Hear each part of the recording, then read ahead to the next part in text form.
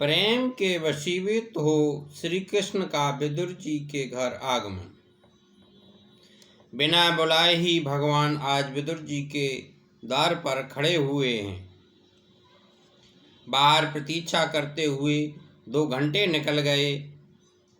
कड़ी भूख लग रही थी। भगवान सोच रहे हैं कि इनका कीर्तन कब समाप्त होगा। विदुर सुलभा का जीवन तो प्रभु के लिए ही था। अंत में व्याकुल होकर श्री कृष्ण ने झोपड़ी का द्वार खटखटाया और कहा, चाचा जी मैं आ गया हूँ। कीर्तन करो तो ऐसा करो कि भगवान स्वयं आकर तुम्हारे घर का द्वार खटखटाएं। विदुर ने कहा, देवी द्वारकानाथ आए हैं ऐसा लगता है। द्वार खोलने पर चतुर्भुज नारायण के दर्शन हुए। अत्यर्थ के आवेश में विदुर सुलभा आसन तक न दे सके तो प्रभु ने स्वयं अपने हाथों से दरवासन बिछा लिया और विदुर जी को भी हाथ पकड़कर पास में बैठा लिया। भगवान ने कहा कि मैं भूखा हूँ, मुझे कुछ खाना दो। भक्ति इतनी सशक्त है कि वह निष्काम भगवान को भी सकाम बना देती है। वैसे तो भगवान को भूख नहीं लगती, किंतु भक्त के कारण ही उन्हें खाने की इच्छा होती है। विदुर जी ने पूछा कि आपने दुर्योधन के घर भोजन नहीं किया क्या?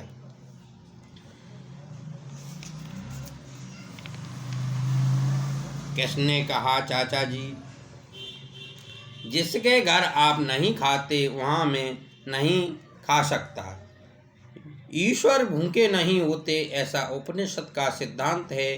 जीव रूपी पक्षी विषय रूपी फल खाता है, अतः दुखी होता है। उपनिषदों का यह सिद्धांत गलत नहीं है। ईश्वर नित्य आनंद स्वरूप है। भागवत का यह सिद्धांत सच्चा है। ईश्वर तृप्त है, किंतु जब किसी भक्त का हृदय प्रेम से भर आता है तो वे निष्काम होने पर भी सकाम बनते हैं।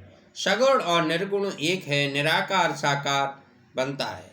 ईश्वर प्रेम के भूखे हैं, अतः ज्ञान से प्रेम श्रेष्ठ है।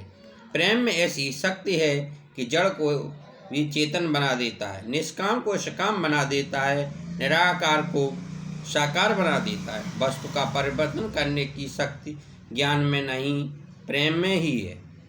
पति पत्नी सोचने लगे कि भगवान का स्वागत कैसे करें। वे दोनों तपस्वी थे और केवल भाजी ही खाती थी। उनको संकोच हो रहा था कि कृष्ण को भाजी कैसे खिलाएं। दोनों को कुछ सूझ नहीं रहा था। इतने में तो द्वारकानाथ ने चूल्हे से भाजी का बर्तन उतार लिया और उसे खाने भी लगे। स्वादिष्टता और मिष्टता वस्तु में नहीं, प्रेम में है।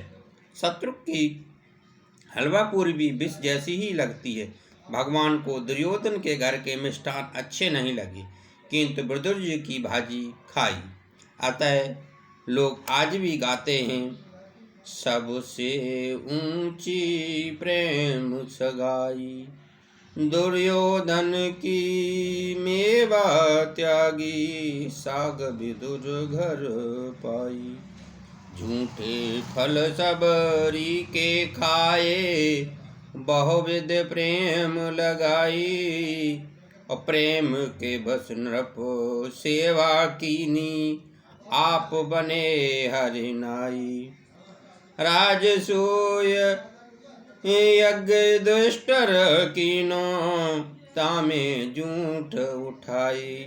प्रेम के बस अर्जुन रत क्यों, भूल गए ठकुराई। ऐसी प्रीत बड़ी वृंदावन, गोपिन नाच नचाई। शूर क्रूर इस लायक नाही, कहे लगे करो बड़ाई। सुखदेव जी कहने लगे, राजन संग का रंग मन को भी लगता है। मनुष्य जन्म से ही भ्रष्ट नहीं होता। जन्म के समय तो वह शुद्ध होता है, बड़े होने पर वह जिसके संग रहता है उसी का रंग उस पर लगता है। जैसा संग होगा वैसा ही बनोगे। सत्संग जीवन उजागर होता है और कुसंग से भ्रष्ट होता है। सोचिए कि बालक का जब जन्म होता है तो उस समय तो वह निर्व्यसनी होता है। उसमें न तो कोई बुरी आदत होती है और न कोई अभिमान। बड़ा होने पर जैसे संग मिलता है वैसे ही उसका जीवन बनने बिगड़ने लगता है। आम वृक्ष के चारों ओर बबूल लगाओ तो आम नहीं मिलेंगी। बिलासी का संग होगा तो मनुष्य बिलासी हो जाएगा और विरक्त का संग होगा तो विरक्त। चाहे सब कुछ बिगड़ जाए किंतु मन बुद्धि को मत बिगड़ने देना। दिल पर लगा दाग 3 जन्मों में भी शायद नहीं मिटेगा। संग का रंग मन को लगता है। ज्ञान सदाचार भक्ति बैराग आदमी जो महापुरुष तुमसे बढ़कर हो उनका आदर्श अपनी दृष्टि से समझ रखो। नित्य इच्छा करो कि भगवान शंकराचार्य सा ज्ञान, महाप्रभु जैसी भक्ति और सुखदेव जी जैसा बैराग मुझे भी मिले। प्रातःकाल में ऋषियों को याद करने से उनके सद्गुण हमारे जीवन में उतरते हैं। अपने अपने गोत्र के ऋषि को भी याद करना चाहिए। आज तो लोग को अपने गोत्र का भी नाम मालूम नहीं है। नित्य गोत्रोच्चारण करो, नित्य पूर्वजों का वंदन करो। हमेशा सोचते रहो कि मुझे ऋषि जैसा बनना, ऋषि जैसा जीवन जीना है। ऋषि होना है, विलासी नहीं होना है। राम भी रोज वशिष्ठ जी का वंदन करते हैं, उनका सम्मान करते हैं।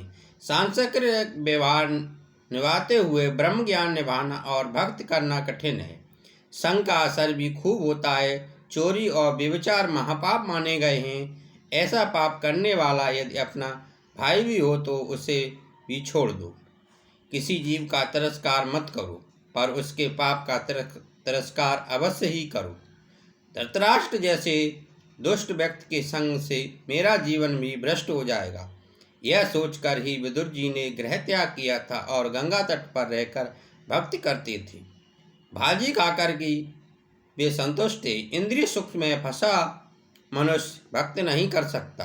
आहार ऐसा करो कि जो इंद्रियों को और जीवन को स्वस्थ रखे। धृतराष्ट्र ने विदुर जी के लिए वैसे तो बहुत कुछ भेजा था, किंतु उन्होंने कुछ भी ग्रहण नहीं किया था। पापी के घर कुछ भी खाया नहीं जाता। अन्न दोष प्रभु के भजन कीर्तन में बाधक है। भगवान जब कृपा करते हैं तो धन संपत्ति नहीं देते, किंतु सच्चे साधु का सत्संग करवा देते हैं। सत्संग ईश्वर की कृपा से ही प्राप्त होता है, किंतु कुसंग में रहना तो अपने हाथ की बात है, अपने बस की बात ही है। कुसंग का अर्थ है नास्तिक का संग, कामी का संग और पापी का संग मत करो। आगे कथा आएगी कि विदुर जी ने धृतराष्ट्र दुर्योधन का त्याग किया और तीर्थ यात्रा करने चले गए, क्योंकि वे कुसंग में रहना नहीं चाहते थे। जीव मनुष्य जब तक लौकिक सुखों का त्याग नहीं करता तब तक प्रभु को उसके प्रति दया नहीं आती। सर्वस्व का त्याग करके विदुर शलवा परमेश्वर की आराधना कर रहे हैं, तब कर रहे थे। तपस्या करने से पाप जलते हैं, जीव शुद्ध होता है। गृहस्थ का यही धर्म है कि वह वर्ष के 11 मास घर गृहस्थी में बिताए और 1 मास किसी पवित्र तीर्थ स्थल में एकांत में रहकर भगवान की आराधना करे। तब करे, उस समय वह भक्त तप में ही लगा रहे, अन्य प्रवृत्तियां छोड़ दे। जो भी काम करो प्रभु के लिए ही करो। तप करने से परमात्मा प्रसन्न होते हैं। तप का प्रथम चरण है जिहाँ पर अंकुश।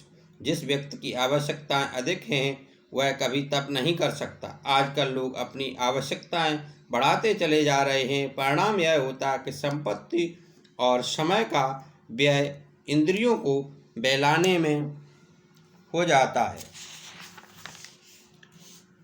मनुष्य साधना तो करता नहीं है और ऊपर से फरियाद करता है कि भगवान दर्शन ही नहीं दे रहे हैं। भगवान सुलभ नहीं, दुर्लभ हैं। विदुर जी ने परमात्मा को प्रसन्न करने के लिए बड़ी भारी तपस्या की थी और तभी भगवान को दया आई कि मेरे भक्त ने मेरे लिए कितने कठिन कष्ट उठाए हैं और बिना बुलाए ही विदुर जी के घर आ पहुँचे। विदुर जी का प्रेम ही ऐसा सच्चा था कि उनके कुछ मांगने की स्वयं प्रभु की भी इच्छा नहीं हुई। जब भगवान के हृदय में हमसे कुछ मांगने की इच्छा जागे तभी समझो कि तुम्हारी भक्ति सच्ची है। जहाँ प्रेम है वहाँ से मांगकर भी खाया जाता है। प्रेम हो तो कन्हैया मक्खन मांगेगा, जहाँ प्रेम न हो वहाँ से बिना मांगे मिलने पर भी खाने की इच्छा नहीं होगी। परमात्मा प्रेम के अधीन हो जाता है। जो ईश्वर के साथ प्रेम करने की इच्छा रखता है उसे चाहिए कि वह जगत के साथ अधिक प्रेम न करे। जगत के साथ न तो तिरस्कार करो और न उससे अधिक प्रेम करो। प्रेम करने के लिए पात्र है केवल ईश्वर, उसी से तुम अधिक से अधिक प्रेम करो। विदुर जी के घर परमात्मा का आगमन हुआ। विदुर जी और सुलभा की भावना तथा भक्ति सफल हो गई। ठाकुर जी ने उनके घर की भाजी भोजन किया। सत्कार ऐसा करो कि बिना बुलाए भी भगवान आने की इच्छा करें। मैत्री समान व्यक्तियों में होती है। जीव जो ईश्वर के समान बने तो उसमें मिलने के लिए भगवान स्वयं आएंगे। प्रभु ने धृतराष्ट्र के घर का पानी तक न पिया, 100 कौरवों का नाश हो गया। सुखदेव राजा को कथा सुना रहे हैं। दुर्योधन ने पांडवों का राज्य हड़प लिया। पांडवों को वनवास मिला। वहां से लौटने के बाद युधिष्ठिर ने राज्य का अपना हिस्सा मांगा, किंतु धृतराष्ट्र और कौरवों ने हिस्सा देने से इनकार कर दिया। भगवान श्री कृष्ण पांडवों की ओर से संधि कराने के लिए आए, किंतु कुरुराज ने उनकी बात अनसुनी कर दी। फिर विदुर जी ने धृतराष्ट्र को समझाया। विदुर जी ने धृतराष्ट्र को जो न्याय और धर्म की बातें समझाई थीं, वे विदुर नीति कहलाती हैं। जो औरों के धन का हरण करता है वही धृतराष्ट्र है। जिसकी आंखें केवल रुपया पैसा ही देखती हैं, वह आंखें होते हुए भी अंधा ही है। पापी पुत्र पर प्रेम रखने वाला पिता धृतराष्ट्र है। उस युग में तो शायद एक ही धृतराष्ट्र, आज तो हजारों लाखों हैं। विदुर जी धृतराष्ट्र से कहने लगे, दुर्योधन पापी है। वह तेरा पुत्र नहीं है, किंतु तेरा पाप ही पुत्र का रूप लेकर आया है। कई बार अपना पाप ही पुत्र का रूप लेकर आता है और सताता है। शास्त्र ने कहा कि दुराचारी पुत्र माता पिता की दुर्गति करता है, सदाचारी पुत्र माता पिता की सदगति करता है। दुराचारी पुत्र का संग छोड़ दो। मान लो कि यह मेरा पुत्र नहीं है, किंतु मेरा पाप ही पुत्र रूप में आया है। छोटे बच्चों को पाप का डर बताते रहने से वे मान जाएंगे। आजकल का युवक पाप का डर नहीं रखता, अतः वह मार भी खाता है।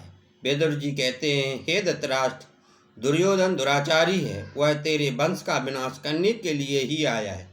चोरी और व्यभिचार महापाप है और सभी पाप क्षम्य हो सकते हैं, किंतु ये दोनों पाप क्षम्य नहीं हो सकते। कुछ चोर जेल की हवा खाते हैं तो कई महल की। चोर कौन है? जो स्वयं परिश्रम नहीं करता और पराया धन हड़प कर जाता है, वही चोर है। जिसका है उसे दिए बिना ही जो खाता है वह चोर है। किसी का कुछ भी मुफ्त में मत खाओ। मेहनत किए बिना जो खाता है वह चोर है। स्थित बात होने पर भी जो अतिथियों को भली बात सत्कार नहीं करता वह भी चोरी है। जो अपने लिए ही पकाता है और खाता है वह भी चोरी है। अग्नि को आहूत दिए बिना जो खाता है वह चोर है। मुनाफाखोर भी चोर है। सोचो कि इनमें से तुम भी किसी प्रकार के चोर तो नहीं हो। धृतराष्ट्र दुर्योधन चोर है। प्रभु तो पांडवों को ही राज सिंहासन पर बैठाएंगे, क्योंकि प्रभु ने उन्हें अपनाया है। धर्मराज तुम्हारे अपराध को क्षमा करने के तैयार हैं। धर्मराज अजातशत्रु है। भागवत ने 2 अजातशत्रु बताए हैं। एक तो धर्मराज युधिष्ठिर हैं और दूसरे प्रहलाद। धृतराष्ट्र, तुम दुर्योधन का मोह छोड़ो, अन्यथा सारे कौरव कुल का विनाश होकर ही रहेगा। दुर्योधन ऐसा दुष्ट था कि द्रौपदी के सौंदर्य को देखकर जल रहा था। शंकराचार्य जी ने महाभारत के गीता, विष्णु सहस्रनाम और उद्योग पर और सनत सुजात पर्व, इन अंगों पर टीका रची है। धृतराष्ट्र कहता है, भाई तेरी बात तो सच्ची है, किंतु मेरे पास दुर्योधन के आते ही मेरा ज्ञान गायब हो जाता है। पाप का पिता है लोभ और माता है ममता। लोभ और ममता ही पाप को प्रेरणा देते हैं। हरि ओम। शांति शांति शांति।